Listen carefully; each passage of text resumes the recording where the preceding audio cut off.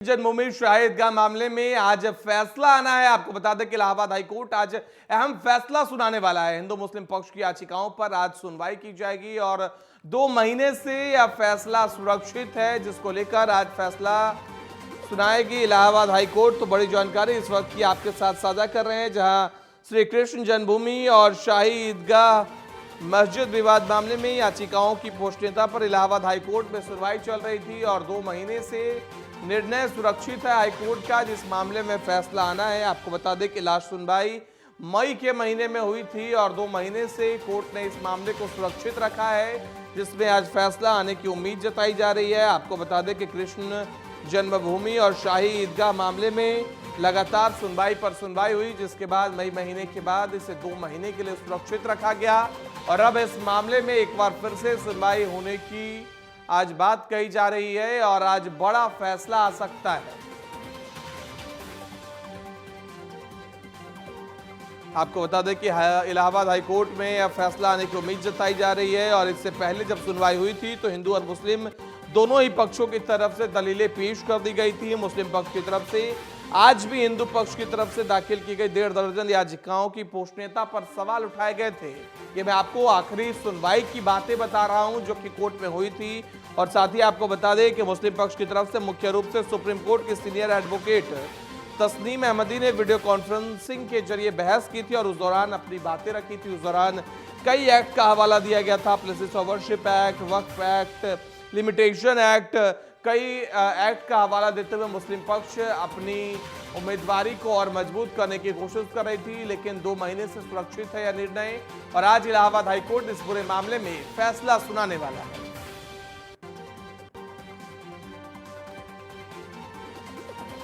तो इस खबर पर ज्यादा जानकारी देने के लिए हमारे संवाददाता इरफान हमारे साथ फोन लाइन पर जुड़ गए। इरफान, आज श्री कृष्ण जन्मभूमि और शाही ईदगाह मामले में 2 महीने बाद फैसला आने की बात कही जा रही है, किस तरीके से इसे देखते हैं और फैसला आने की उम्मीद है कि आज भी फैसला आ पाएगा या फिर इसे भी और आगे टाल दिया जाएगा?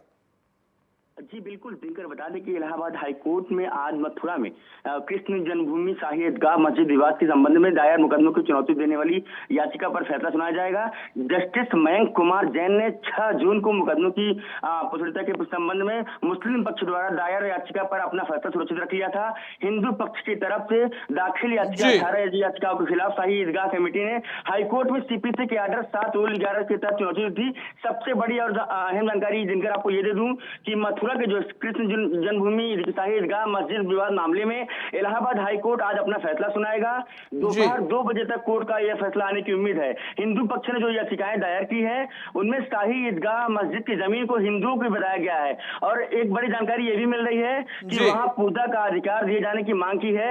वहीं मुस्लिम पक्ष ने प्लेसेस ऑफ वर्शिप एक्ट के तहत लिमिटेशन और एक्ट जो है इसमें रिलीफ एक्ट का हवाला दिया है और हिंदू पक्ष की याचिकाओं को खारिज किए जाने की दलील पेश की है। जी दिनकर। जी बिल्कुल इरफान, और यही वजह है कि आज यह खबर चर्चाओं में है, लेकिन सवाल यह है कि एक तरफ जहां मुस्लिम पक्ष इसको लेकर जहां बात कर रहा है, वर्शिप एक्ट की 1991 का हवाला दे रहा है कि उस वक्त के बाद जो भी चीजें हैं वो यथास्थिति बनी रहे। ऐसे में क्या उम्मीद जताई जा रही है कि वर्शिप एक्ट के लेवल पर क्या आज सुनवाई के दौरान फैसला सुनाया जाएगा या फिर कोई और क्लाउज आज कोर्ट की तरफ से दिया जा सकता है? जी बिल्कुल, एक सबसे बड़ी जानकारी इसमें दिनकर ये बता दें आपको कि बीते कई माह तक 30 कार्य दिवसों पर एक सुनवाई हुई थी मुस्लिम पक्ष में, जिसमें मस्जिद पक्ष की ओर से 1991 के places of worship act, limitation act और इसके तहत जो है रिलीफ एक्ट का हवाला देकर कहा गया कि यह विवाद इन चारों ओर से बाधित थी और लिहाजा मंदिर पक्ष की ओर से दाखिल 1.5 दर्जन मुकदमों पर हाईकोर्ट ने सुनवाई की है। और सबसे बड़ी अहम जानकारी आपको ये दे दूं दिनकर कि 4 बीघा जमीन में मंदिर केशव देव मंदिर बनाया गया था। यहाँ पर पहले परिक्रमा होती थी, बाद में मंदिर ध्वस्त किया गया। विष्णु पुराण कहता है कि श्री कृष्ण के जाने के बाद यह कोई दस्तावेज नहीं है। मस्जिद पक्ष ने सीपीसी के आदेश 7 नियम 11 के तहत अर्जी दाखिल कर इन मुकदमों की पोष्टनीयता पर सवाल उठाते हुए इसे खारिज कर दिया था। जी बहुत बहुत धन्यवाद इरफान आपका हमारे साथ जुड़ने के लिए और ज्यादा जानकारी देने के लिए।